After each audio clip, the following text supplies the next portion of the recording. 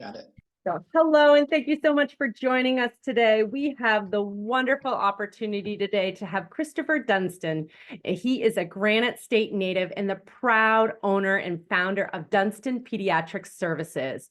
Christopher received his professional degree from the University of New Hampshire. He presented research on the dual diagnosis of autism and developmental coordination disorders in Toulouse, France, at the 14th International Developmental Coordination Disorder Conference. Christopher opened a sensory motor clinic in 2014 and provided evaluations for complex student profiles. He has also written legislation to address the needs of children diagnosed with neonatal abstinence syndrome due to prenatal opioid exposure, as well as worked on a committee to draft legislative updates to the New Hampshire Occupational Therapy Practice Act. Christopher refreshes his life by spending time in his perennial gardens, playing guitar, and fly fishing. Excellent. Welcome. Thank you so much for joining us today, Chris. It's so good to see you. Bethany, it is so good to see you. Well done. I appreciate that intro very much, very much. So let's chat about your business and your organization. I have worked with your therapist, and they are excellent Thank you. at Dunstan Pediatrics. So how did your organization come about? So we have, I know we have about 15 people working for us right now. We've had as many as 19 folks. But I started working with the Spear Memorial Hospital outpatient clinic as a hand therapist. And they had a few Did you say a hand contracts in the, therapist, like a as hand? hand therapist. Yeah, yeah. We have Sorry, hand don't touch therapy Chris, stuff, just hands. just hands. Um, yeah, we've grown from there. The hospital had a really big focus on orthopedics at that time, and so I wanted to push the pediatric school-based intervention more. And I talked to my director and decided it was best for me to, start out on my own. And I talked to a local SCU 48, and they were very interested in starting with contracting with Dunstan Pediatrics. So that first year, I hired two subcontractors, and then the next year I pulled them in as employees. And I really focused on the local neighborhood, like Plymouth and Campton and Thornton, Waterville Valley, Rumney, Wentworth, I can name them Area. all, Holderness, right? Those are the towns that I grew up in, and I know the people in those towns, and it meant a lot to me to start caring for those kids. And so I just hunkered in and you know did that work, and it started to grow from there, and grew into working in Ashland and Meredith, and then working in Guilford. We have that in common.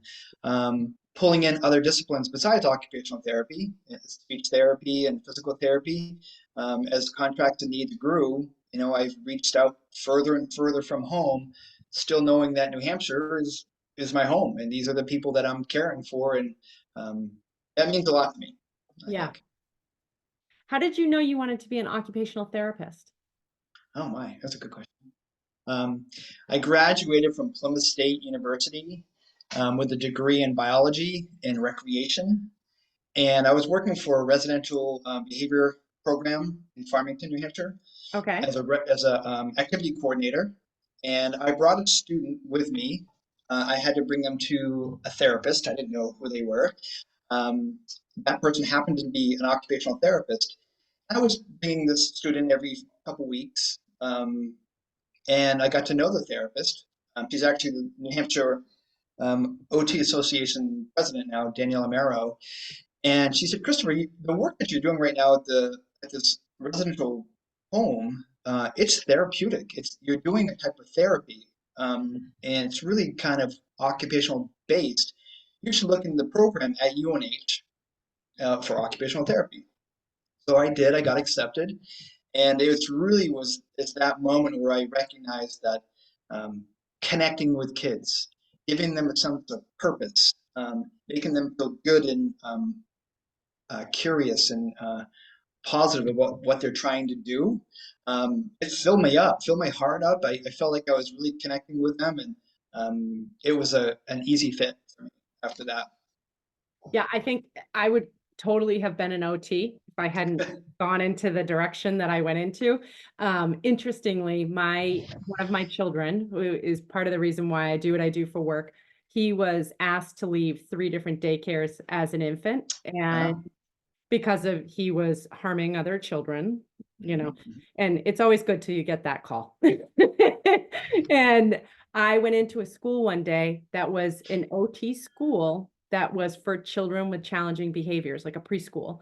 And I was like, oh, this is my home. Yeah, This is who I am. Like I can so see this being successful. And he flourished there, became a awesome. different kid. It was Mhm. amazing. So Yeah, working with young kids is so great. Occupational therapy has the capacity to work with, like I said, hand therapy at the beginning. So we do a lot more. We do work with mental health. We work with the elderly. And I started off working with the elderly, and it was interesting because working with somebody who's starting to lose their sense of independence, but they have this incredible life story. Like I was a carpenter, or I was an accountant, or an attorney. Now I can't get out so much. And so how do I care for myself? So having that life perspective, working with the elderly, and then having the chance to work with pediatrics, you see these little folks, and you're like, you got so much potential, Don't worry about the struggle you're having right now because you're gonna make it. You've got the energy, you have people that'll help. Um, and so I do think there's a moment where you can look at a child and say, you can see into their potential of future, and just kind of get them on the right path. I'm not sure what movie I watched, but there was a guy who was talking about, probably a scientist, and you take a drop of water, you put it on the top of a hill, and all you just have to do is like get it starting in the right direction, and like the path will allow them to find their way. So that's a fun image. did you ever see yourself in this field when you were younger, or were you even aware of it growing up? Growing up, I come from a really big family. I grew up in Thornton, so I have 43 cousins. So there were Wow. always a lot of kids around, and we have big family get-togethers, and we would always play games as cousins. And so I always had a good connection with just play and having fun with the people around. Um, Working with children, I didn't always know I was going to go in that direction. Um, I think that there's a sense of playfulness that if you can hold on to. It's really healthy for your mental health and your just overall Huge. well-being. Yeah. So I Age get group that from too. kids. Yeah, I get that from kids. Like they want to be happy. They want to have good things happen to them. They haven't been like, beaten down a bit from the life, and they still got a lot of joy left. And it definitely fills me up, and Yeah. it's a give and take. And sometimes they just need to be reminded that it's okay. You're gonna be okay. The adults around you are gonna take care of you. Um, so when I grew up, I think I had a lot of kindness. A lot of my family was there if I needed them, and a lot of cousins and friends. I think the play is so critical, and so many times people can't understand why we're playing. I mean, as you know, I work with students who are usually challenging and have some disruptive behaviors. And, oftentimes I'll hear people say, well, you're just playing with that kid. And it's like, well, you have to. That's the key to social, Mhm. to connection, to learning. If you can't get to play, you're not going to get to learning. It's just not going to happen. So it's such an important part. And I think sometimes as adults, we kind of forget how to play. Yeah, We get stuck in our ruts of doing what we do every day. And I think sometimes we forget to make life fun and that we need to play as we process through too. absolutely. Yeah. Yeah, play's great. Play's it can be some folks do the board game, bananagrams or um, um, there are so many fun games you can play as an adult. Um, but with a kiddo, yeah, if you can allow yourself a chance to forget about being adult for a minute, and have a little joy about playing a game of catch or kick or just anything, going down the slide, getting a sled and going down the hill. Um, it definitely is really happy. Yeah, for sure. Most unique job you ever had, Chris? So After taking a break from college in between starting and finishing, I took a job as a sign painter. I was a billboard sign painter. Um, it was pretty great. That's I awesome. I I didn't mind the heights, so I was the guy who would climb up to the top of the sign and hook up all the safety features, and then we'd hook up the platform. And some of these signs were like 60 to 80 feet in the air. Um, and they were huge. They're like 14 by 48 feet, so pretty big billboards. And I did that for probably 2 years, right through the whole year. That's so neat. Do you rock climb? I do. I don't as much, but I took a course when I was like, I don't know, say 1992. I went into a program called Knowles National Outdoor Leadership School. Yes, yes. It's like Outward Bound, and Yeah. so I did think part of my, my story was going to be an Outward Bound instructor, Hmm. and it was a great program. We got to learn how to, navigate mountaineer stuff, and we did rock climbing, we did sailing. And one thing I learned about rock climbing, which was really cool, we're at a rock camp in Washington State, and we've been climbing for maybe a week or two at this one place called Leavenworth. And there were a lot of good rock climbers. And there was this one climb that I wanted to do. I wanted to like show off to the instructors that I could do this climb. And I stayed there pretty much all day working on this climb that was maybe only 8 to 10 feet off the ground. So it wasn't really high, but it was, tricky for me. And I saw other folks get up through, and um, I think I might have gone through it. That's not the part of the story, but the instructor came over and said, Christopher, you're a good climber, but you spent a long time on that climb, and you could have been finding another route. You could have found something a little bit more on your level, and you should be able to climb down what you climb up. And there should be a moment on the rock where there's a balance, and you're not trying to drive yourself so much. So it's a lesson I took to heart, and if you apply it, you're like, don't try too hard. Be in balance with what Flow. you're doing. Yeah. Find some flow. The Yeah. couch is. Yeah. You got to find the flow. How did you end up in France? Um, I did a research project on. I really enjoy working with children with autism, Hmm. and I wanted to do a research project. So I was playing around with some ways of collecting data on the way that they behaved towards certain sensory motor motor planning stuff. Hmm. And I looked up a place to present, and there was a dual diagnosis opportunity that worked with specifically developmental coordination disorders. And they were having this conference that had an autistic component, and it was looking at developmental coordination disorder. Happened to be in Toulouse, France, so I was like, okay, I'll go. That's a great opportunity to go. So I flew in, Business expense. did the thing. I got to meet a bunch of folks, and it was great. And then I took a week to travel around France. And I don't speak any French, but I just toured the countryside. I had my phone, so I had an app that I could translate, and do the thing. I went into one little Airbnb cafe, and I asked for some gelato. And I spoke into my phone, and it translated it for him. And the guy behind the counter grabbed my phone and took off to let his friend hear it. And they thought it was the funniest thing that they'd heard, because this guy who's an American is there trying to get some gelato. He can't speak any French, and here he is in the middle of a small little town trying to order this from us. So Is it it still was a great gelato? experience. Is it still gelato in French? I don't know what it said. Like, I just spoke in, "Can I have some gelato, please," and did the translation. That France is a I beautiful think it country. might be the same thing. Yeah, that's really neat. How did you get into your work with children with neonatal abstinence syndromes? And I'm Um, asking this because it's kind of a specialty population of mine. So oh yeah, as I work with kids, the population I work with kids with really extreme behaviors, oftentimes they have had exposures in utero. So yeah. It happened because of one student who I met at a Head Start program.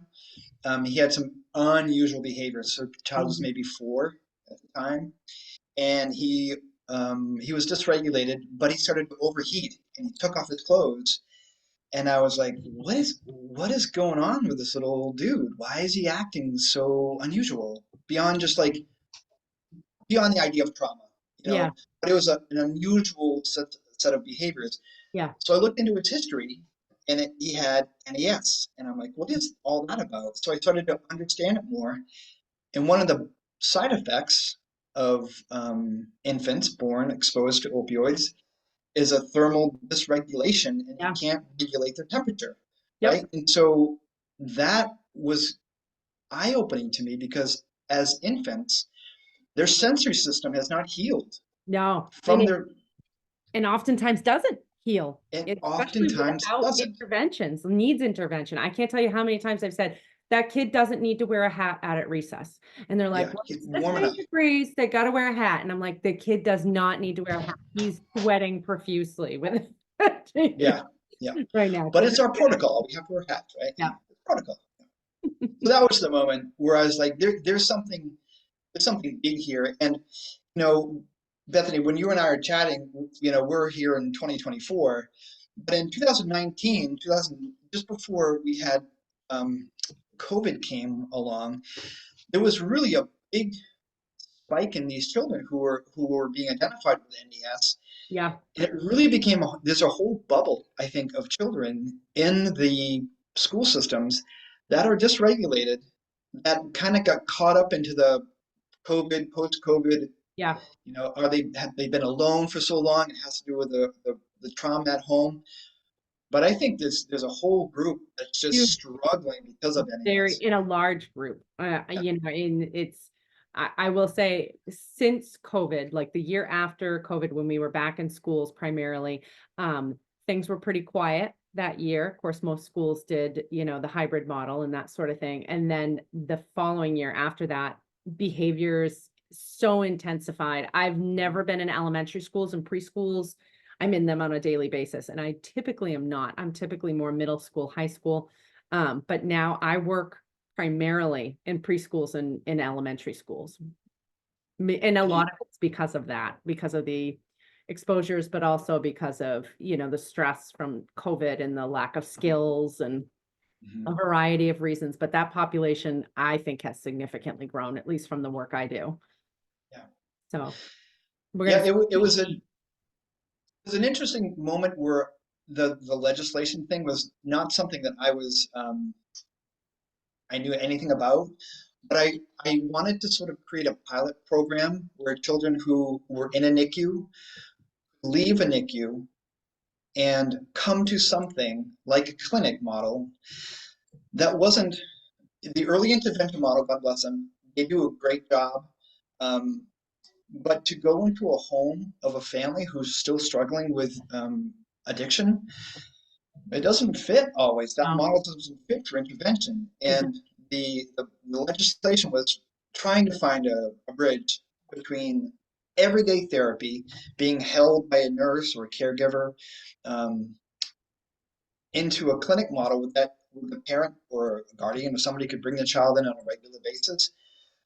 And then when early intervention might have been able to start, there would be more available. But there's a window of time sometimes between discharge from a NICU and getting started with early intervention. 6 weeks can be a long time for a baby. yeah, And 6 months is not, I don't think, unusual. Again, early intervention does an amazing job. yeah. But there was room at that point for that kind of thing. Yeah, and if the babies are going through, a withdrawal and, addiction and weaning off, Mhm. that sort of thing too, it can be that much longer. And then you pair that with attachment and everything else, it leads to a gamut of issues, unfortunately. Early intervention, always the key, we Yeah. need to be able to provide interventions as soon as possible for kiddos. So you said earlier I could do a plug every now and then. So the plug was Yeah. this. So that moment with legislation, like I had never done anything in regards to like speaking to representatives or senators or anything like that in the state level. So I just reached out to some folks and asked some questions and said, "How do you do this?" So my plug is this: if there's something that you see that isn't working. Maybe it's the way a rule's interpreted. I'm doing work right now with medicated schools, and there's a lot to talk about with that. A lot. But if you see something that's not working, you can reach out to one of the state senators. You can just look up what rules say and think about what could change in that rule that you could Make that could lives better. impact your work, Yeah, right? absolutely. Make lives better. So, Chris, what are you working on now? What are your newest projects? There's a committee that I'm working with that has looked at and updated the New Hampshire OT Practice Act that came into effect in July of this past year. There were two big outcomes of that. There are many outcomes, but two big ones were that OTs are considered um, self-ordering practitioners. So we don't need the doctor's order now to initiate services. We could always do the eval. Now we can start that services without that doctor order. That's a big gain. Huge. OTs now are also considered, I want to get the words right, I think it's correct, mental health practitioners. So because our whole discipline really started with working with veterans who had suffered an injury or a mental illness, we started working with them to bring them back to health. Um, we've always been able to help out with mental health, but to be considered a mental health practitioner, it opens up the door for different CPT codings and ways of accessing other clients. So that was another big um, step forward for the discipline. And the great thing about that too is people who receive funds to access mental health supports hopefully will be able to access occupational therapists also, whereas they might not have been able to before. And being able to have that team of support providers for that population is, I think, critical. I do We too. can't, none of us can operate in a bubble. We all need No. each other. Yeah, the Not first time talking today. the first time we met, you're working with children in a capacity that's some consultation and working with children, and I immediately thought there's a professional connection here that it's helpful because your lens, thinking about behaviors, my lens, which is I think participation Mhm. and independence, they can so support each other. And when you think Absolutely. about speech therapy and functional communication, um, school psychologists, when they look about cognition, think about cognition and accessing the curriculum, there's so many ways that we can work together as long as the numbers work out, right? The idea is we talked about medicated schools. The medicated schools is a big one because we still have to find funding.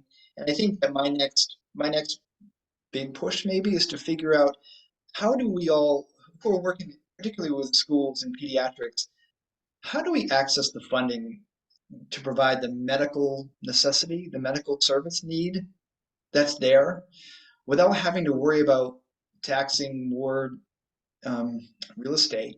Property tax as a funding source is seems unsustainable, and it's really not a medical model. No. Medical models use CPT codes. That's how we get reimbursement. So I think that's going to be my next push is to really figure out, is there a way for school districts to have, you know, access to reimbursement models that aren't driven by tax bases? Ta- this is a small town pitch here, but I do feel badly that there's so many state and school districts that just their budgets are they're not equal. Yeah, they can't provide the level of They service can't provide the level, they yeah. want to provide. Yeah. And sometimes those smaller districts are the ones that have some of the grandest needs, and they need the extra stuff, and they just don't have the funding for it. It would really be great if the medical model could fit into the school system where they get services that aren't necessarily solely reimbursable by, again, the town budget, and there's another funding source. So I think that might be where I try to move next. I would love to see occupational therapy more mainstream.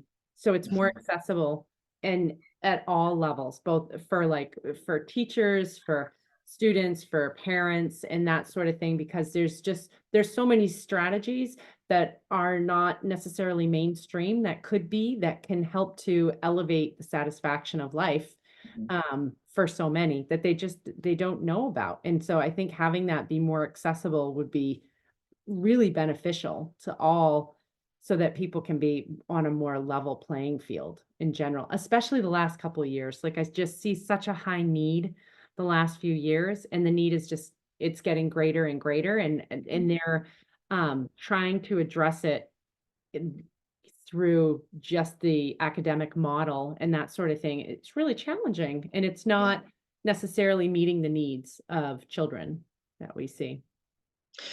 Bethany, I so appreciate your questions. It's really cool to sort of answer and to tell my story. I do appreciate it very much.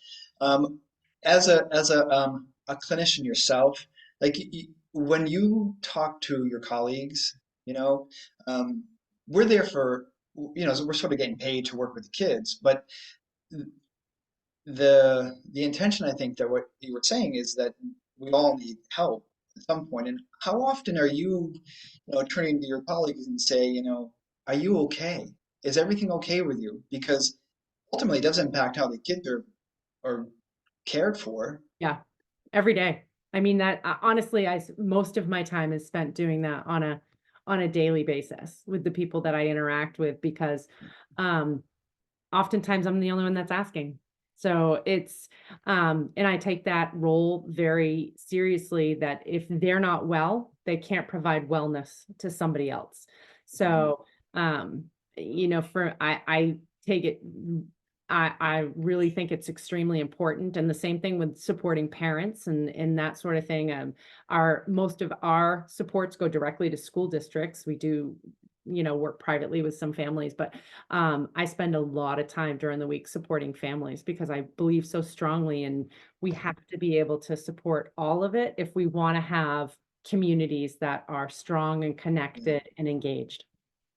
And that's my goal, is to have Mhm.